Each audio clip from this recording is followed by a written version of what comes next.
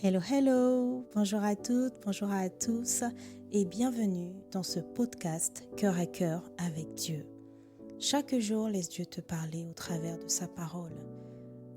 Dans ce podcast, nous partagerons des exhortations brèves, puissantes et guidées par l'amour pour t'aider à méditer les Écritures profondément, verset après verset, pour t'aider à guérir, à être éclairé, affermi, mais surtout, faire la rencontre de Dieu telle que tu ne l'as jamais connu, afin de vivre une relation intime et vivante avec lui. Alors installe-toi bien, dispose ton cœur, dispose ton environnement, dispose tes pensées. Nous entrons dans sa présence.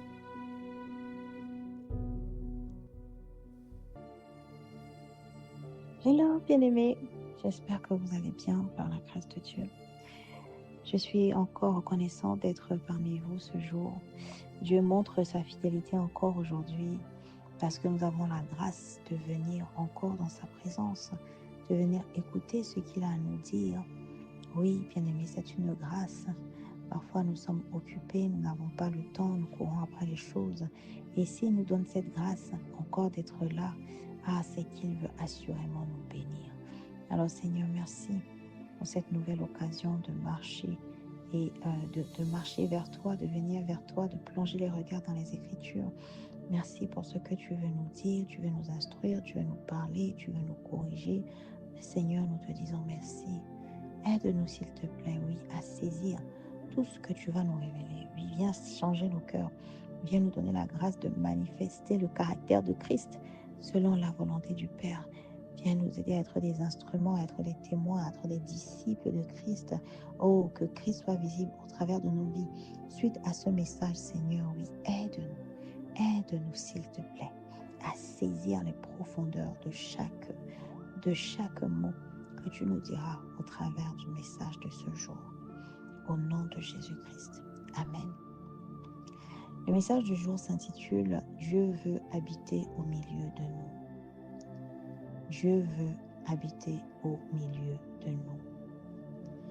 Nous allons lire la parole dans Exode 25, versets 1 à 9 en version Nouvelle Français courant. Le Seigneur dit à Moïse, « Dis aux Israélites de recueillir pour moi une contribution. On la recueillera auprès de tous ceux qui l'offriront de bon cœur. Voici en quoi consisteront les dons. De l'or, de l'argent, du bronze, de la laine teinte en violet, rouge ou écarlate, du lin fin, de la laine de chèvre, des peaux de bélier teintes en rouge, du cuir solide, du bois d'acacia, de l'huile d'éclairage, des essences aromatiques pour l'huile d'onction et le parfum à brûler, des pierres de Caroline et d'autres pierres précieuses pour l'éphod et le pectoral du grand prêtre. Les Israélites me confectionneront un sanctuaire pour que j'habite au milieu d'eux. Vous fabriquerez la demeure de tous les objets qu'elle contient conformément au plan et au modèle que je te montrerai. Alors ce titre est vraiment, je l'aime beaucoup. J'aime beaucoup ce titre. Dieu veut habiter au milieu de nous. Alors lorsqu'on écoute ce titre, on voit ce titre, on peut se dire mais c'est une évidence. Jésus a payé le prix à la croix, nous avons été réconciliés, nous avons accès au Père depuis que nous avons cru au nom de Jésus. Donc oui, Dieu veut habiter au milieu de nous et puis de toute façon, il est au milieu de nous. On est réconcilié à lui, on a accès à lui tout le temps. Bien aimé, oui, mais en fait, pas forcément. Dieu veut habiter au milieu de nous. Ici, il y a la notion de volonté. Ce titre, vraiment, je l'ai reçu précisément. Il y a la notion de volonté.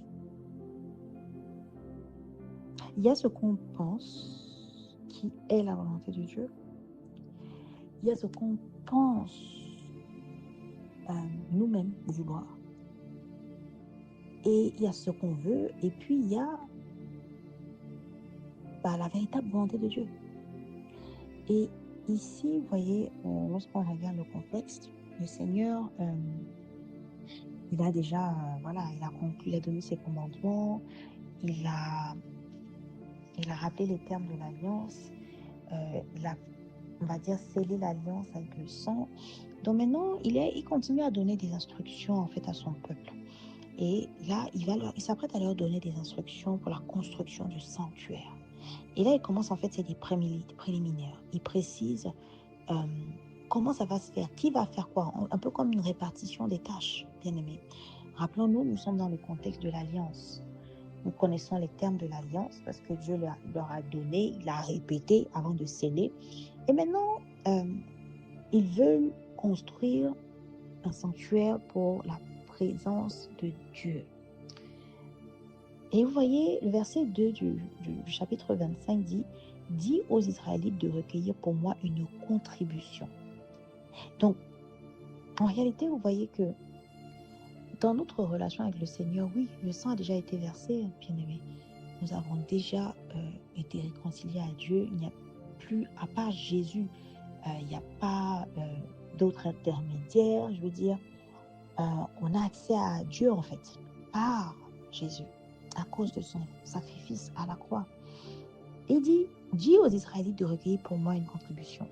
Rappelons-nous, nous voulons saisir le cœur de Dieu, la pensée de Dieu, la volonté de Dieu, comment Dieu fonctionne. Et ici, ça nous dit clairement, verset 2, que, en fait, le Seigneur attend que nous participions à tout ce qui concerne sa volonté, puisque sa volonté était qu'on lui construise une demeure. Donc, nous pouvons imaginer, en fait, toute forme de volonté du Seigneur. Ce n'est pas choquant de considérer ou de s'attendre à ce que le Seigneur nous demande de contribuer à quelque chose que lui-même veut.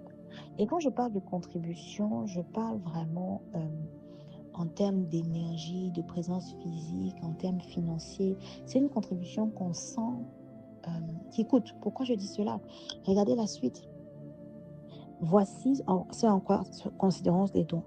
On est sur des choses de forte valeur, on est sur des choses rares, on est sur des choses précieuses, de l'or, de l'argent, du bronze. Bien aimé, ça veut dire qu'en fait, là, ils sont en train de contribuer, et en plus, on précise de bon cœur, sur des choses qui sont certainement très coûteuses pour eux.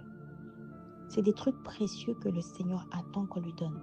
Alors, je ne sais pas, bien-aimé, comment est-ce que tu te rends souvent au culte quand tu vas dans la présence de Dieu? Parce que nous sommes aussi dans un contexte où on parle du tabernacle, on parle du sanctuaire plutôt, on parle de la demeure de Dieu. Et lorsque nous nous rendons dans la demeure de Dieu en réalité, on peut penser à l'église en fait, à ton église locale. Alors l'Esprit interpelle ici sur deux points. D'abord, le premier point, c'est qu'en fait, quand on parle de contribution, il faut savoir que le Seigneur attend quelque chose de nous. Il attend qu'on contribue en fait à sa maison. Il attend qu'on contribue à ses projets. En fait, que ce soit financier, émotionnel, physique, peu importe, de bénévolat ou j'en sais rien, il attend. En fait, donc, l'idée, c'est vraiment de se dire que ça doit être normal pour nous de faire quelque chose pour la maison de Dieu, pour l'église dans laquelle on est. C'est dans la volonté de Dieu. Il n'est pas contre cela. Il attend que nous donnions, en fait, que nous contribuions de bon cœur, bien-aimé. Parce que parfois, tu as le cœur lourd lorsqu'il s'agit de faire quelque chose, de contribuer pour la maison du Seigneur, pour la demeure de Dieu. Et puis le deuxième point ici, dans cette partie, c'est qu'en fait, vous voyez, ce qu'on apporte au Seigneur, même quand on contribue, est de qualité. La qualité est importante pour Dieu. Il regarde vraiment, il a le souci du détail, de la qualité de ce qu'on amène pour lui, de ce qu'on est en train de construire pour lui. Et j'aime beaucoup comme le Saint-Esprit est en train de m'interpeller en ce moment. La qualité de ce qu'on est en train de construire pour lui est différente de la qualité de ce qu'on amène pour la construction. Tout doit être de qualité. Non seulement la cible, mais aussi le moyen. Ça veut dire quoi, bien-aimé? Si le Seigneur te demande de faire quelque chose, cette chose que tu vas faire, tu dois la faire excellemment bien. Et la manière dont tu vas le faire doit être excellemment bien. Je ne sais pas si on se comprend. Il y a le résultat et puis il y a le moyen. Les deux doivent être excellemment bien faits. Dans le sens où Dieu cherche des choses précieuses. Il ne veut pas le va-vite. Il ne veut pas, je cherche le mot, la médiocrité. La médiocrité dans le service, la médiocrité dans l'obéissance, la médiocrité dans tes réalisations, dans tes œuvres. Bien aimé, si c'est en plus quelque chose que le Seigneur t'a demandé, comme ici, il demande un peuple de construire le sanctuaire, Lui-même, il est en train de donner son niveau d'exigence. Son niveau d'exigence, ce sont des métaux, des métaux rares, des métaux précieux, de l'or, de l'argent. Regardez, de la laine teinte en violet, rouge ou écarlate, des tissus et des couleurs royales en fait. Des tissus royaux, des couleurs royales. Des peaux de bélier teintes en rouge. Mais le Seigneur est en train même de nous dire ici un peu ses préférences. Il y a quand même beaucoup de rouge qui revient. Écarlate, c'est un peu comme un bordeaux façon en fait. Donc, nous devons prendre conscience simplement dans ce deuxième point que tout ce que nous faisons pour le Seigneur, à sa demande notamment, ou pour sa maison, ça doit être fait avec des choses précieuses. Ça veut dire que pendant même le cheminement vers pour faire ce qu'il a demandé, toutes les étapes par lesquelles on va passer, on doit s'assurer que ce sont des choses précieuses, des choses, comment dire, de valeur. Les voies qu'on emploie, elles ne doivent pas être douteuses, elles ne doivent pas être méprisables ou je ne sais pas. Tout doit être précieux en fait. Et maintenant, la cible aussi doit être précieuse, bien faite, belle, parce que Dieu nous donne ici son niveau de standard, bien aimé. Et regardons la suite. Il explique donc avec l'huile, l'éclairage, des pierres. Donc, Dieu nous dit ici, je sais exactement ce que je veux. Parfois, on peut se dire, mais comment Dieu fonctionne? Juste histoire d'apprendre à le connaître. Dieu, comme toi, tu sais ce que tu veux. Lui aussi sait ce qu'il veut, en fait. On peut oser dire aujourd'hui, en fait, le Dieu que nous servons, c'est un Dieu qui sait exactement ce qu'il veut. Ça veut dire quoi? Ça veut dire que ça vient t'aider lorsque tu vis quelque chose, tu ne comprends pas une situation, commence à te poser des questions sur Dieu, si c'est vraiment sa volonté ou qu'est-ce qui se passe quand tu comprends. Tu as l'impression que rien ne va dans le bon sens, que les choses s'en mêlent, que ça s'embrouille. Non, non, non, non. Dieu est au contrôle, bien-aimé. Pourquoi aujourd'hui tu sais? Il sait exactement ce qu'il veut. C'est pas un Dieu qui tâtonne. C'est pas un Dieu qui fait déjà les choses avec médiocrité.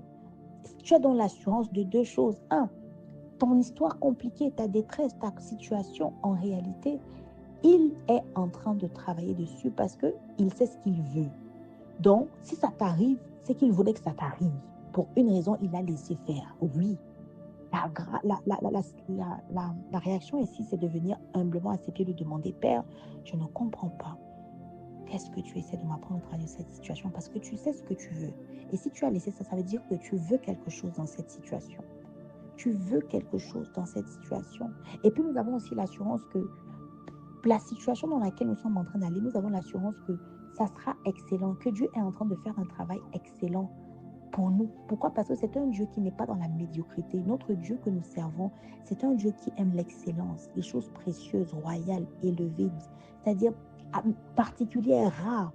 Et nous avons l'assurance, donc, quand on saisit ce cœur de Dieu ici, de sa liste qu'il nous donne, de comment il veut qu'on confectionne, là où il va rester, nous savons que c'est aussi ce qu'il va construire pour nous, en fait. C'est-à-dire que peu importe la détresse, ce qu'on vit, nous savons que la cible, l'objectif final, ce qu'il est en train de construire en réalité, sera aussi précieux que ce qu'il a demandé qu'on utilise pour sa demeure. Et lui-même, il le confirme, les Israélites me confectionneront un sanctuaire pour que j'habite au milieu d'eux. Dieu ne se cache jamais de ce qu'il veut. Voyez le pour que. Dieu explique toujours ses intentions. Il présente toujours le but. Il montre, c'est-à-dire qu'il communique. C'est un Dieu qui parle. Il parle, Dieu parle. J'ai vraiment pris conscience, en fait, ici. Autant je savais déjà que Dieu parlait, je pouvais encore avoir de trucs, mais en fait, dans le sens où Dieu, il aime expliquer. Il aime le dire. Il aime te parler. Il aime nous parler sur ce qu'il va faire. Un peu comme il aime partager, en fait, avec toi, là où il t'emmène. Donc, si aujourd'hui tu as encore des doutes, tu te dis, mais Dieu ne me parle pas, je ne sais pas ce que je vais faire. La première question que j'ai à te poser, c'est ce que tu lui as demandé. Parce que c'est une personne, il faut causer avec lui comme si tu causais avec un ami, une amie d'abord. Bien sûr, tu as la conscience qu'il reste Dieu. Il faut la crainte de Dieu. C'est un roi, c'est ton père, donc le respect. Mais Jésus dit, vous êtes mes amis. Donc, ça veut dire que tu dois déjà, c'est-à-dire, le ramener proche de toi, ne pas le voir comme un Dieu lointain et simplement parler avec lui et donc lui poser des questions. Parfois, tu es coincé, ton premier réveil, c'est de venir prier et demander la solution et demander le résultat. Non. Peut-être que tu peux t'asseoir et poser la question à Dieu par rapport à ta situation. Seigneur, révèle-moi les choses passées ou bien qu'est-ce que tu attends de moi au travers de ça? Je n'ai pas compris ça. mais pas demander la solution directe. Mon point est cela. Et il veut habiter au milieu de nous. Est-ce que nous avons cette conscience, en fait, que c'est sa volonté, c'est sa volonté. Parfois, nous avons l'impression qu'il est tellement loin, qu'on lui parle, mais qu'il n'entend pas. Nous savons aujourd'hui que c'est faux. Il entend parce qu'il veut habiter au milieu de nous. Et par la grâce de Dieu, à cause du sang de Jésus versé à la croix, nous allons dans Jean 14, verset 17, en version Nouvelle Français courant, où la parole déclare que je vous enverrai le Saint-Esprit.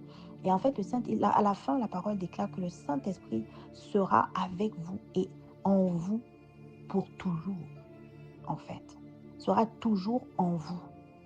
Donc nous savons en fait qu'à cause du sang de Jésus, Dieu, il est avec nous et toujours en nous, en fait. Donc, s'il y a des pensées encore, je ne sais pas qui m'écoute, si tu as encore des pensées, des doutes sur la présence de Dieu avec toi, là, avec toi, donc Emmanuel, Dieu avec nous, tu sais que c'est un mensonge. Le diable est le père du mensonge. Je viens de dire à quelqu'un qui se demande si Dieu est vraiment avec lui, que Dieu est avec toi. Dieu est avec toi parce que c'est sa volonté. Il ne ment pas. Il le dit dans sa parole au verset 8, nous venons de le lire du chapitre 25 du livre d'Exode. Et il le reconfirme plus tard dans les évangiles dans Jean. Il dit le Saint-Esprit sera avec vous et toujours en vous. Dieu est avec toi, bien-aimé. Je ne sais pas ce que tu traverses, mais parfois nous ne saisissons pas que Dieu veut être avec nous ou est avec nous pour différentes raisons. La distraction, les peurs, les blessures, les doutes, l'incrédulité même. Alors je nous invite à revenir à la conscience que Dieu est avec nous et à simplement demander, prendre l'habitude de demander. Père, tu es là. Révèle-moi pourquoi je n'arrive pas à saisir ta présence. Révèle-moi les choses cachées. Révèle-moi pourquoi je ne comprends pas si. Révèle-moi ce que tu attends de moi ici. En fait, mon point ici est d'accentuer sur le fond la signification de Dieu veut habiter avec nous. Lorsque nous avons la conscience que Dieu veut habiter avec nous, nous ne pouvons plus vivre les détresses comme s'ils n'existaient pas. C'est-à-dire que parfois on vit des situations, on oublie même que Dieu est là en l'instant et qu'on doit le solliciter. Non, on laisse passer, on se laisse mélanger dans nos pensées, dans les voix qu'il y a dans nos têtes et on oublie que Dieu, il veut habiter au milieu de nous. Alors ça m'amène aussi au point où l'Esprit m'interpelle sur le fait que nous devons donc disposer l'atmosphère, l'environnement, nos maisons, nos relations, nos décisions pour que le milieu de nous là soit comme la demeure qu'il a demandé qu'on construise. Oui, c'est-à-dire que le milieu de nous où il est censé habiter, de la même manière qu'il a décrit comment doit être, de quoi doit être composée sa demeure. En fait, pour qu'il soit aussi au milieu de nous, nous devons nous assurer que cette atmosphère au milieu de nous, ce qu'on appelle au milieu de nous, c'est-à-dire toi, ton être, là où tu vis, ton atmosphère, tes relations, les lieux que tu fréquentes, ça doit aussi être précieux.